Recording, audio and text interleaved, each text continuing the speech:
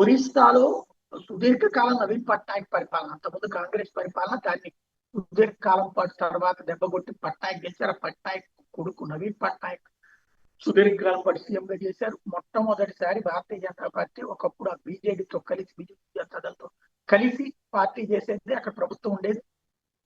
తర్వాత ఇండివిజువల్ గా పోటీ చేయడం ప్రారంభించింది. ఇద్దరు మధ్యన గొడవలు వచ్చాక అయినా కూడా నవీన్ పట్నాయక్ మోడీల మధ్యన స్నేహం ఉండేది. అయితే ఇప్పుడు నవీన్ పట్నాయక్ అనారోగ్యం కారణం ఇక ఒరిస్సాలో బిజు జనతా దళ పరిస్థితి అయిపోతాం, ఆ ప్లేస్ ని బీజేపీ ఆక్యుపై చేసి కాంగ్రెస్ ఎప్పుడు దెబ్బతీసింది. ఇప్పుడు ఒరిస్సా బీజేపీ ప్రభుత్వం కీలకమైన అడుగు వేసింది.